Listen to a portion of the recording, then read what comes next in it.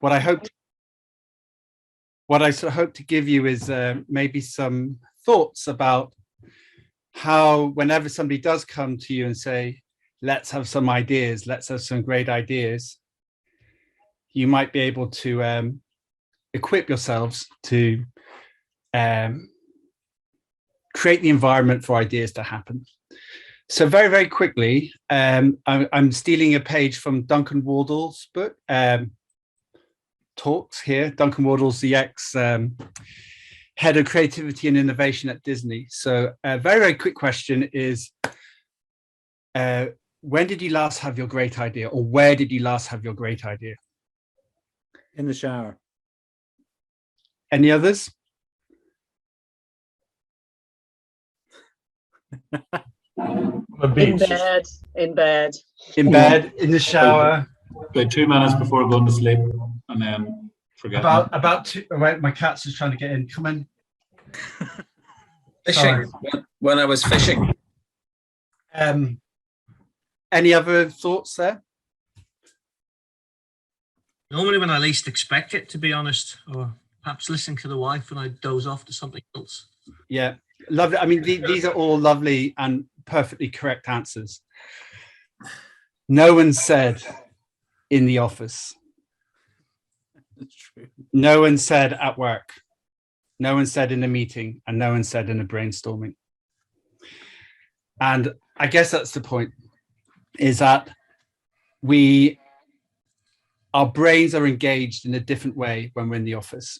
And like some really, like, I'm sorry, and my apologies to any neuroscientists in the room, please make yourselves known. But like, as far as I understand it, we have these three brains: the reptilian brain in the middle that looks a bit like a frog, curiously; the mammalian brain, which is like our sort of four-legged brain, up to primate brain. And then we have our neo-mammalian brain, the one that we're using now, where we have all these beautiful thoughts and hypotheses and all that sort of stuff going on. And I think a guy called Zuhl, an American psychologist, established this traffic light system where whenever we're maybe very stressed out, we're sort of in a red state, a red traffic light state. And we that's when our reptilian brain is engaged and we become frozen. Yeah. And so we find it almost impossible to do anything. And this is where in nature you see animals playing dead. Okay. Most of us don't get into that state, I hope, in the office. I've tried it a few times, but only with a very bad hangover. More often than not, we're in this amber state, the sort of amber light where we're, and that we generally call the flight or flight sort of mentality. And so annoying, excuse me. That's the fight or flight mentality. And we're not really hanging around, we're trying to defend ourselves, we're trying to work out how to survive, and that's no state to really have a good idea. Finally, in the green state, where we're ready to go, in all the lovely places that you described, just before you go off for a snooze, just before you, when you're listening to a podcast, when you're in the shower, yeah, this is when we're in this happy place, this green state where we trust people. There's an inferred understanding of safety. That's when we have our best ideas. Yeah. So then how do you get to that state of mind when you're in the office? And that's really what I've been working on for the last couple of years at Sky. We are a complex adjusting system. Okay. Which I love. I just learned this phrase. I was reading about complexity science the day before yesterday, and we are a complex adjusting system, a CAS. We're not a corporation. We're not, well, we are technically, but in essence, what we are is a highly complex, changing with lots of forces and pressures coming at us the whole time. And what we need to, and that's scary, okay? And we find people who are coming into our labs facility in a state of the amber light. You know, they are genuinely on edge, okay? And we see it all the time, and there's a slight thinking rigor mortis, and our job is to start to get them to move into that green light when they're in a space with us.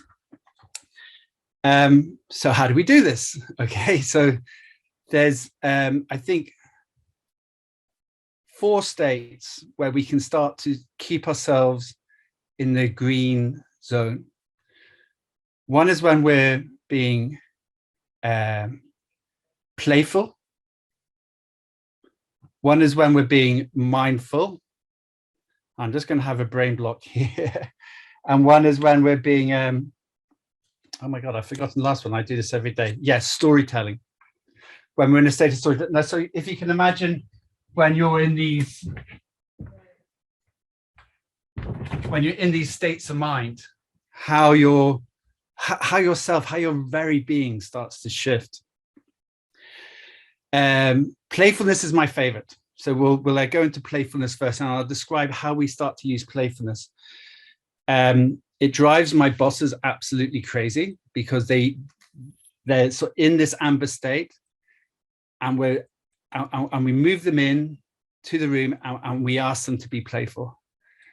Let's see. So yesterday, I was working with a bunch of people looking at the future of women's sports. Now, if you can imagine, the heads of sports at Sky are actually mostly men.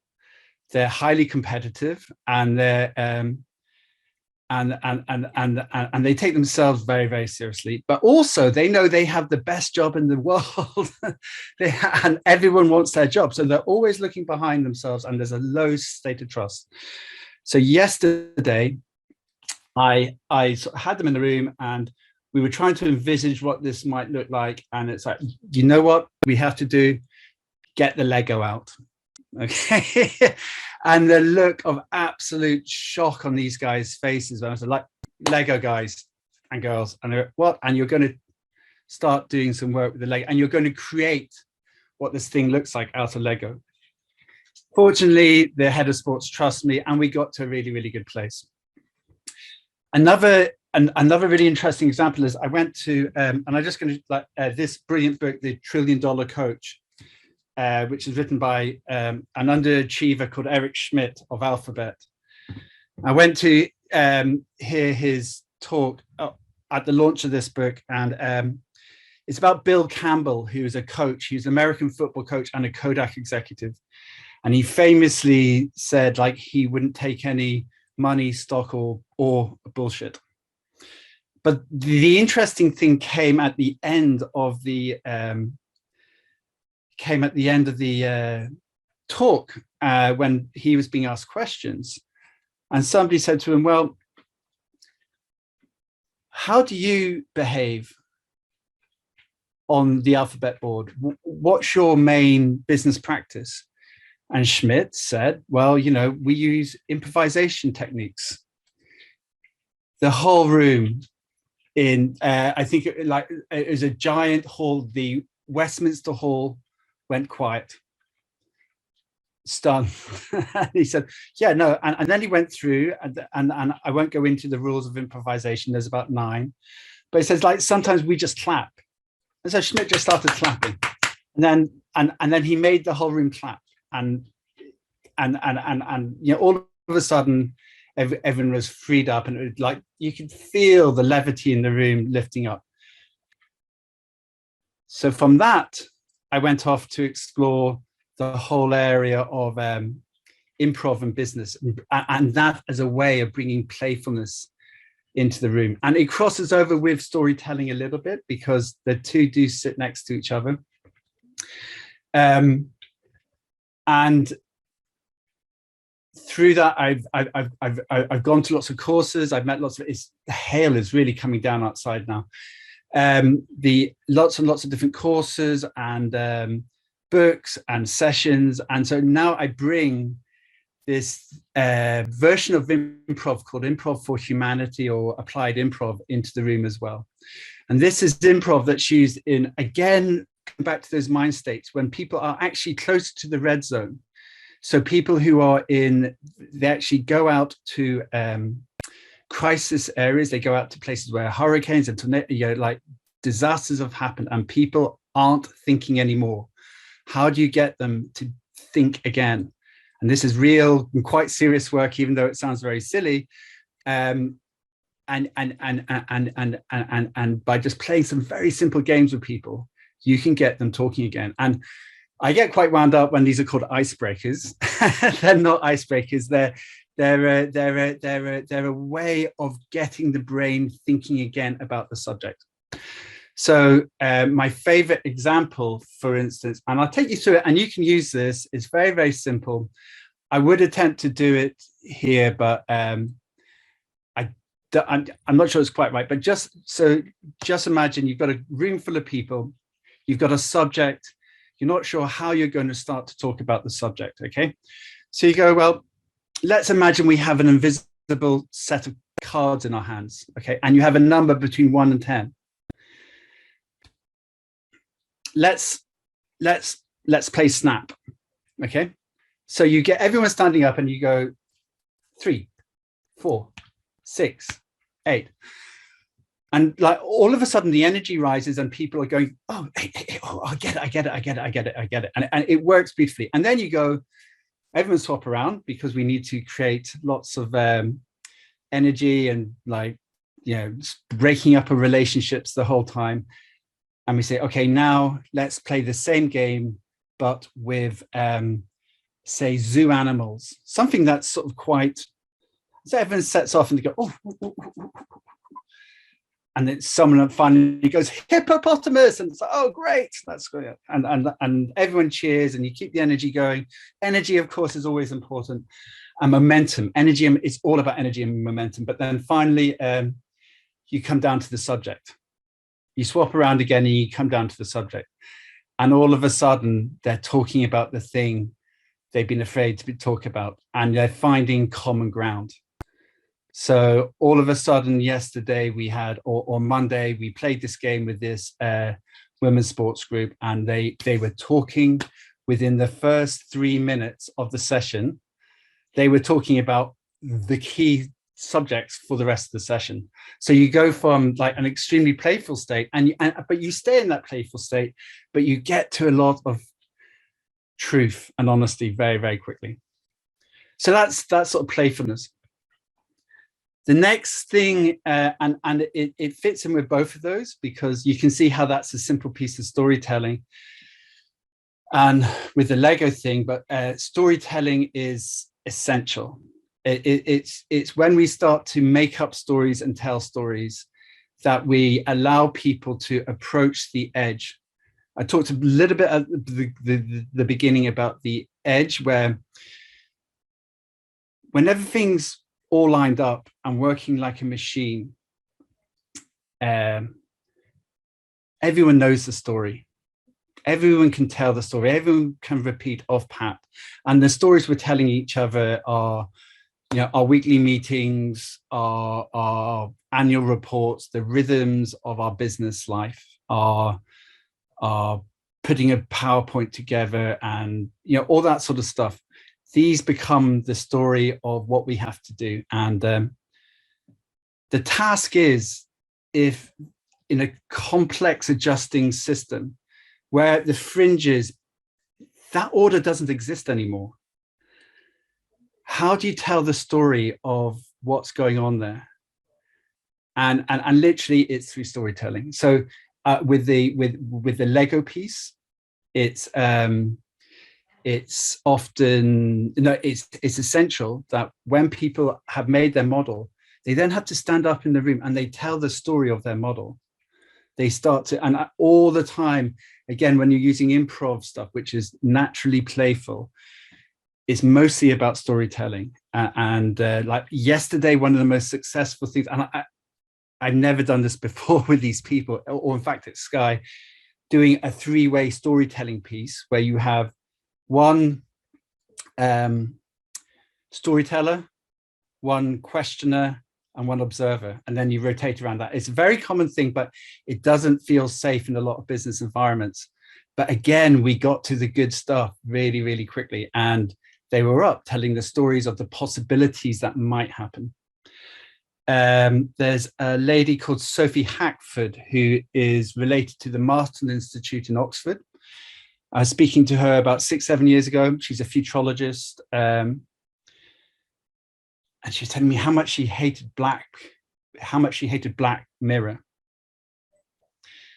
And so she said, I said, why? You know, it's fun, it's great. She said, yeah, because it's such a dystopian future.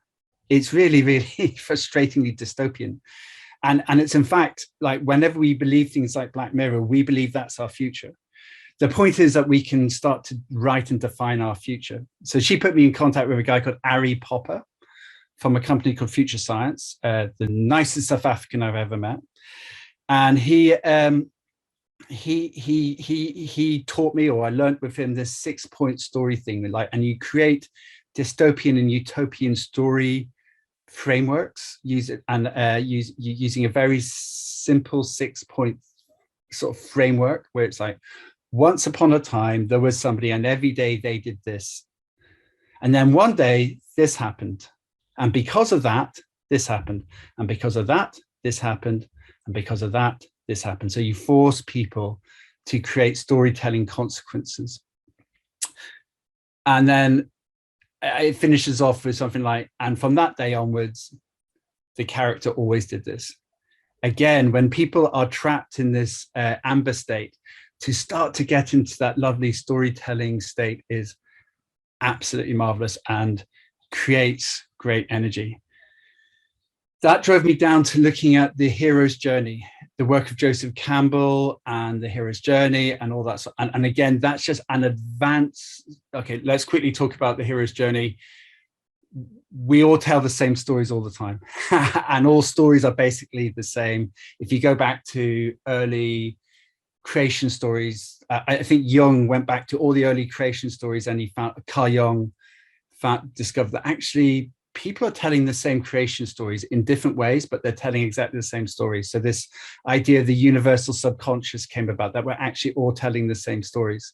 So it's a very simple process, but again, we go through the hero's journey. And actually, when you start to ask people, what's the call to action? What's asking you to leave the village? Imagine Star Wars, the beginning of Star Wars, whatever it is, 3, the one in the middle, the one that, yeah, anyway.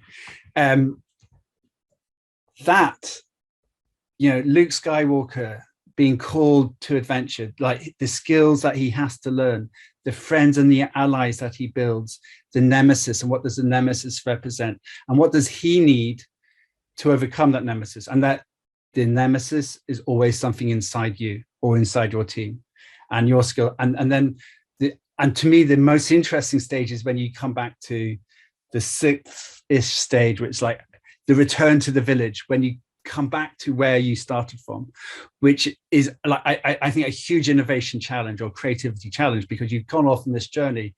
Now, how do you bring it back to your people? If you remember, I think it's Jason and the Argonauts, somebody correct me, but whenever he comes back with the fleece, they chuck him out. So it doesn't, and I think he has a sticky ending at the end. So it doesn't always work out well. And you have to think, most importantly, about how to avoid that tissue rejection.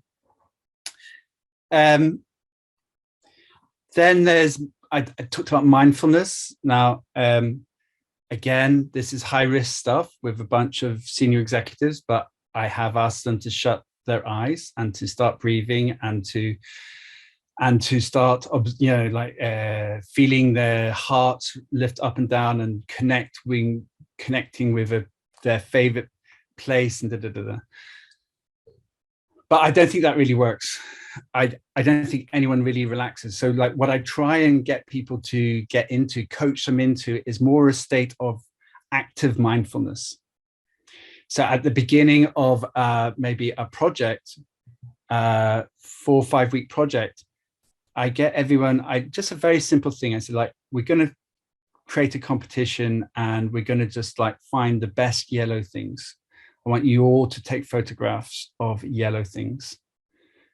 And then just like, and then they start doing it. And like what we're trying to do there is trying to get them to just become a little bit aware of their environment, because with that awareness, then they can start to make genuine observations. And it's one of the biggest hurdles is people's smartness, people's intelligence. It's like, so a huge amount of the time, oh, somebody uses poetry. Yeah, brilliant. Richard. Yeah, I mean, I love to. There's Irish priest who I might have it on my desk somewhere. An Irish priest who has a book of blessings. A brilliant John O'Donnell. And to start a session with a blessing, it again shifts the mind state. I'm not going to go too far, but it's almost like you create a sacred space, or like a space that people can respect more. If you can just like, and I think a poem is a really good way to set the tone and to create it's brilliant. Where was I? Mindful. Yeah, just creating this sense of awareness and observation and getting people to start to see just things in yellow. Okay. And then a little bit further on, because we want to get people to see patterns as well. Because like maybe we're going through lots of data or lots of insights. We're seeing, we want them to make some observations about these things, but we don't want them to be too smart, too clever. I was, apparently when you're correct, when you're right, you get a dopamine hit. So that's why we really like being right, because it's nice. It makes us feel good. But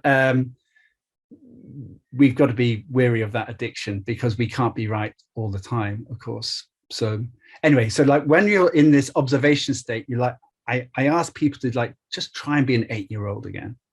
Just try and look at stuff for what it is, not for what you think it is. So we say, just think of it in terms of what I saw, what I read, what I feel, what I hear. Okay, because that's the base data. I don't care what you think in terms of your MBA, whatever. It's not relevant. It's not going to help us right now. And then later on, maybe we go into spotting patterns. So patterns between those data points. And so then we might say, bring us pictures of your things that look like faces. Like there's all sorts of meme trails of things that look like faces, like plugs and car fronts and bins and that sort of thing. Just because then, I mean, this very natural human thing of seeing patterns, because the key thing when we're innovating and changing is to break the pattern. Okay, so but first of all you have to know the pattern, and then you break the pattern. So so mindfulness again is really key, and switching off the being right mechanism. Be a child, look at things for what they are, and then but you need to be mindful that you need to stay in that green place and just go, oh, I saw this, I heard this, I read this. So all that, I'd just like to wrap up with a sense of curiosity, and how important the sense of curiosity and the learning mind state is. Matthew Syed, the Times writer and ping pong player, and he's got his show on Radio 4 right now, Sideways Thinking. He's a local to me here, and I got him in to speak about, we were working on improving diversity and inclusion in our content creation process. And he was talking about whenever Satya Nadella took on the leadership of Microsoft. Microsoft, I think, was worth at that point about 500 billion. I'm making numbers up, but they're impressive numbers. But he took it up to $1 trillion or something in that time. So Syed managed to get an interview with him and said, so what, how did you do it? How did you do this? And Nadella said, it's very easy. We take people from a know-it-all mindset to a learn-it-all mindset. to that hunger and curiosity. Okay, so like if you take this state of playfulness, if you take storytelling, and if you take being mindful and observing, and then you pour in lots and lots and lots of learning. And that's the favorite thing about my job, is I get to spend people's budget getting together the most interesting speakers I possibly can, but it's for the service of the project, so it's okay. And then but then they get to listen, and they get to learn, and they get to, and literally whenever you're in that mind state, what's his name, Zuhl, he wrote a book in 1993 called The Art of Changing the Brain. When you're in that mind state, when you're in this green zone and you're getting new stimulus, and it's around the thing that you're fascinated with, your brain actually changes. And so this is another thing we try and get people to think about. A very good summary is this book by Kay Peterson and David A. Kolb, How You Learn is How You Live. And they're basically they summarize Zuhl's work, but going back to the brain again, the brain takes in the data at the back and just goes data, then it sorts it down here in the middle bit, and then it like forms a hypothesis at the front in the frontal integrated cortex. Then it decides what to do at the top in the motor cortex. I remembered that bit. But so our brains, and they sort of showed some monkeys pictures of cats and dogs and gave them rewards to get this stuff up. But basically, with neurolaces and then, so basically these monkeys' brains, just like the thought goes around in a cycle whenever they're in a green state, whenever they're happy and being rewarded with food. And whenever we're in the green state and we're just learning and giving ourselves space to learn, we try and go in, like, we need to slow down and just take it all in and go. And I think a lovely way of summarizing this is what happened, what's important, what's meaningful, and what should we do? Okay, and so then when you break down a project and loads and loads of data and loads of insight into those steps, then it becomes like a manageable, playful, storytelling, interesting process. And then in that state, absolutely anyone can come up with amazing ideas. Okay, but to finish where I started, you just can't go into a room and go, let's have a brainstorming about this, because all you're doing is working with a tiny bit of data. You're stressed out, you're in the red, nothing's going to come out. You might as well, and sometimes we do this as well, you might as well send people out for a walk and to talk about it. And that works brilliantly.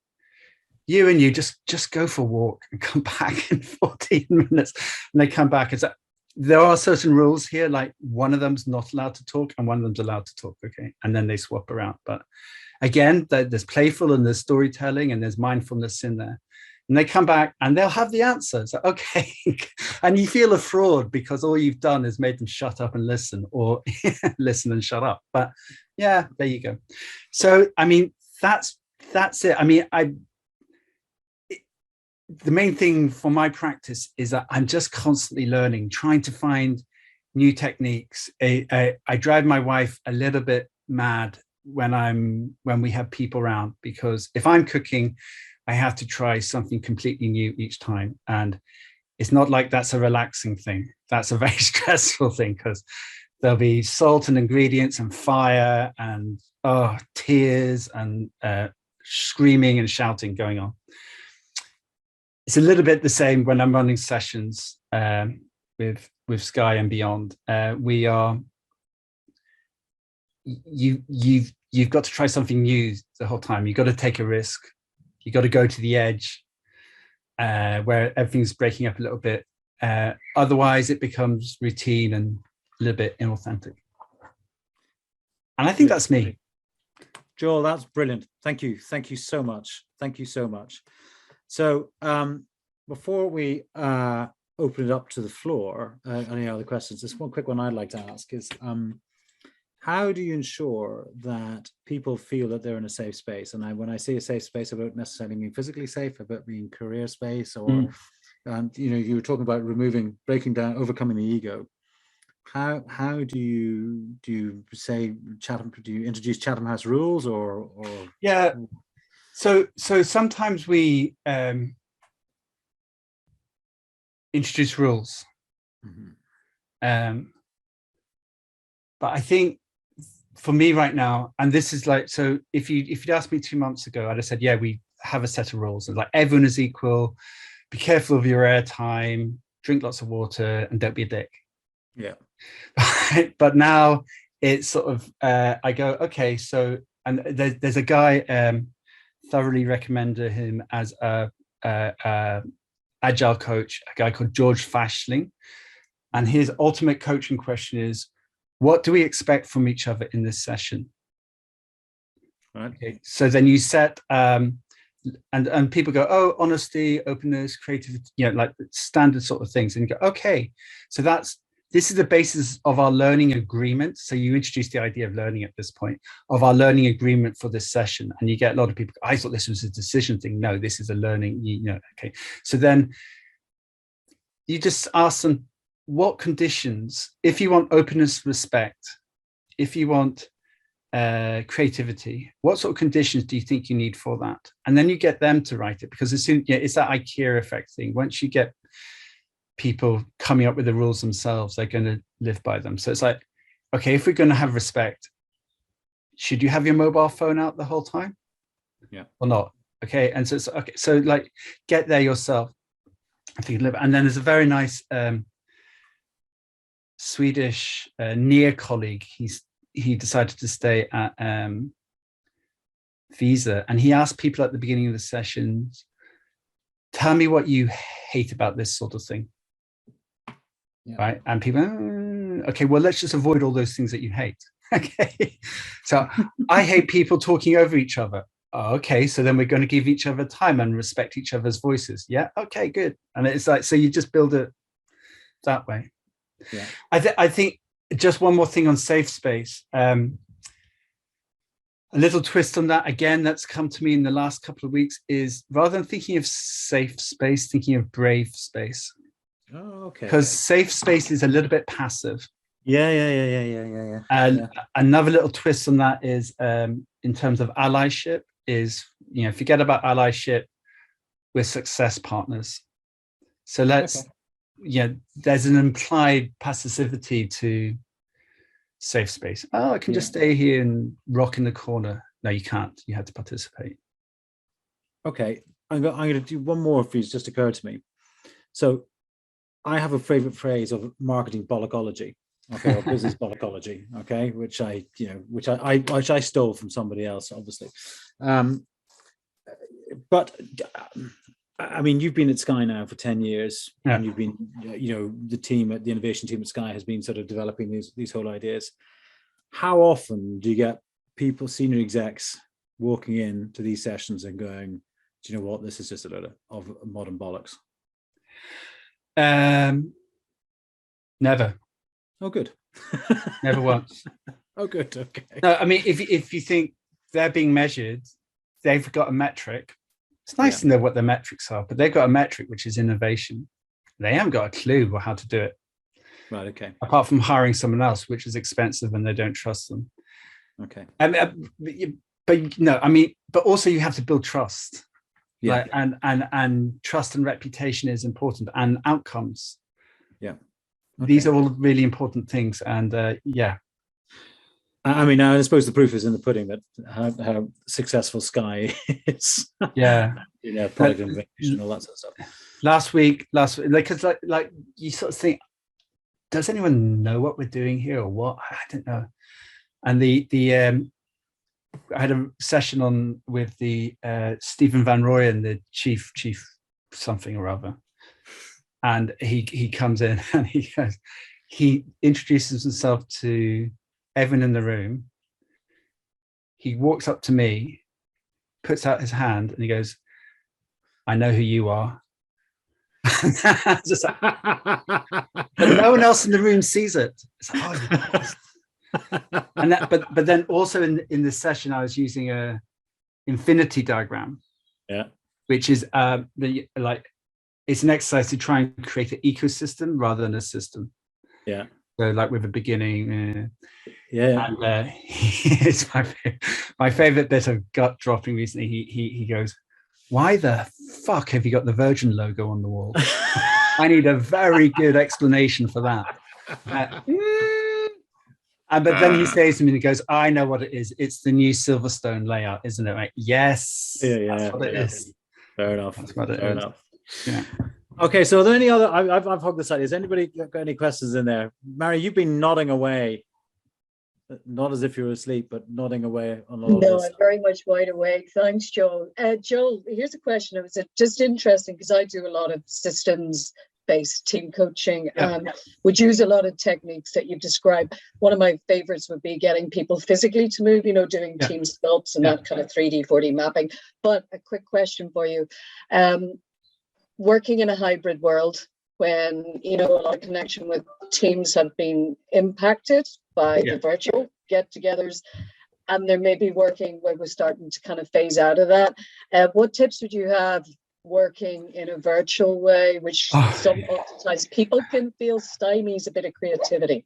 Yeah, so our team's in a little bit of a quandary right now because they've built an innovation center at Sky, and they've given us a floor of rooms and workshops for us to do our stuff in. And most of our team don't want to come back in because they've been so successful running sessions on Miro, and everything I've spoken about applies.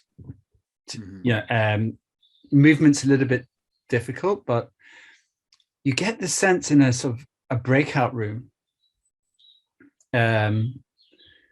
of movement. I think when you send people off to a breakout room,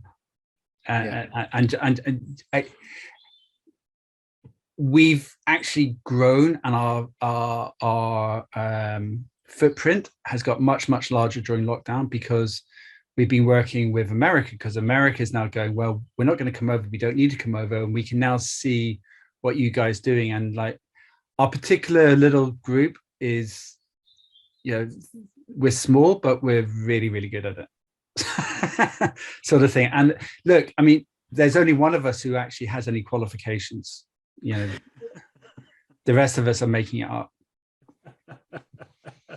I mean, I think our own experience in Business Simples and Bismarang over lockdown as well was that we had a lot of people when lockdown first came, where we started running our networking events, but actually it sort of morphed into something. But that whole thing of creating in our networking events, we create a lot of breakout rooms and give people a question to answer, etc.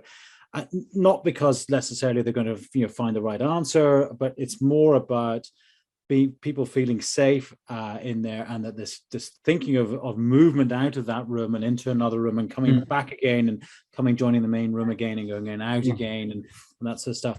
And Sandra Parry and myself are a fantastic example. I mean, Sandra and I have been working together now for 18 months. I think we've probably met 3 times, and she lives 20 miles up the road, but we know. Do you know how tall Guy is then? Isn't it weird when you meet someone and you suddenly realize how tall they are? I met my husband before he met me. This is true. So, okay. Any more out there? Just shout out. Yes, Richard. Thank you for your comments so far as well, Richard. My pleasure, Guy, and thank you, Joe. Now, my question is this, and I just wonder how the execs that you work with in a playful and brave way actually measure the success of the work that you do with them, because the execs I work with are very outcome oriented, and they want to know before I work with them what they're going to get out of it, and importantly, how they're going to measure that. And I just wonder what your take is on that. Yeah. I mean, it is a very good question. And they are outcome orientated. They are,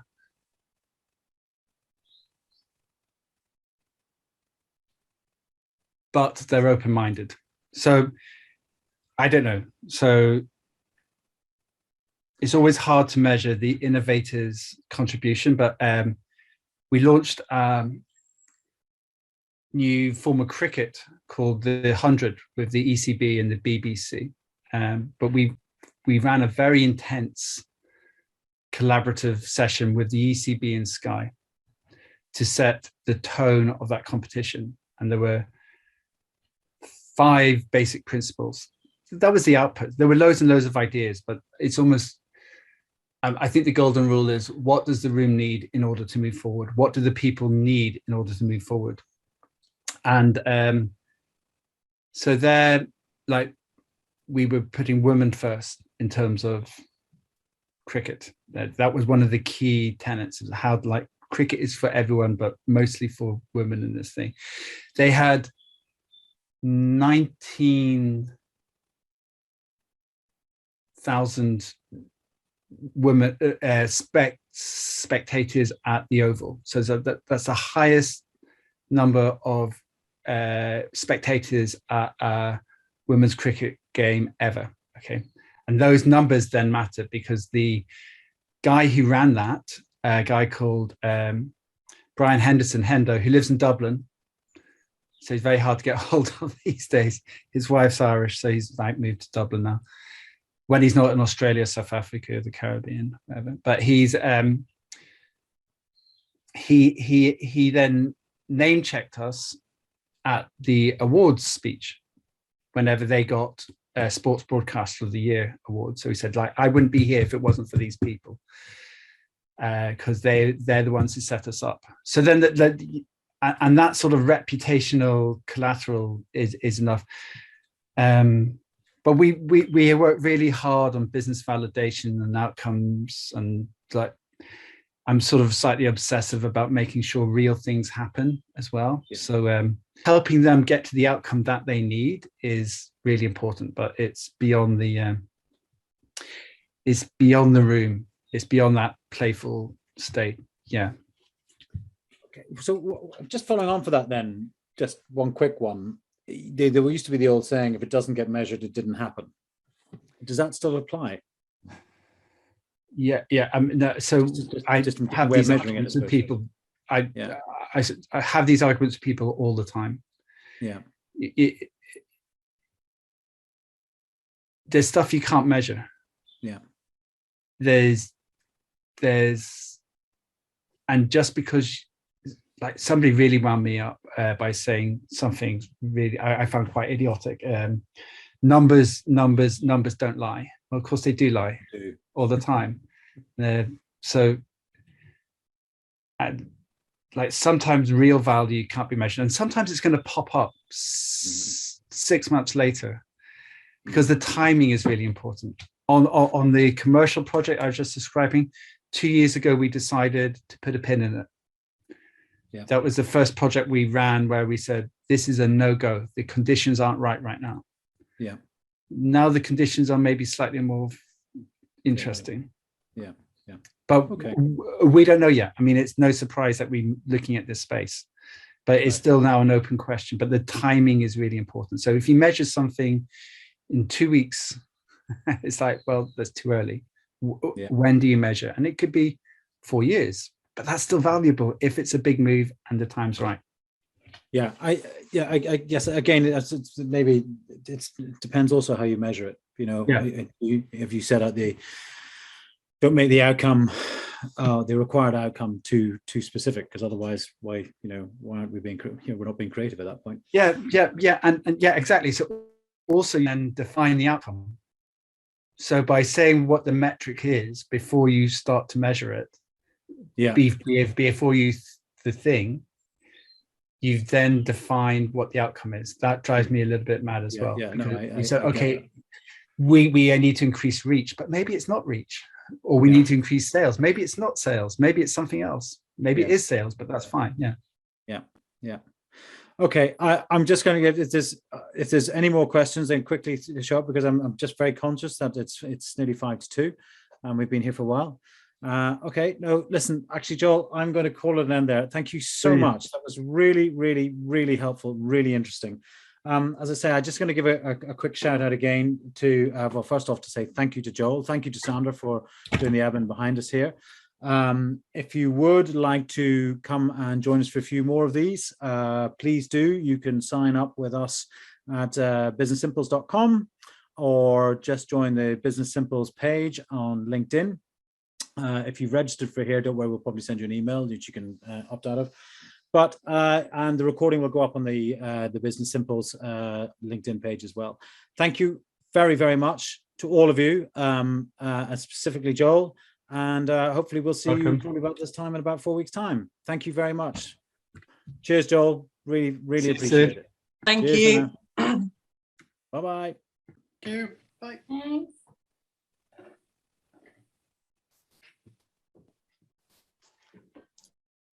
Do you want me to hold back and you can look at these photographs? Yes, please.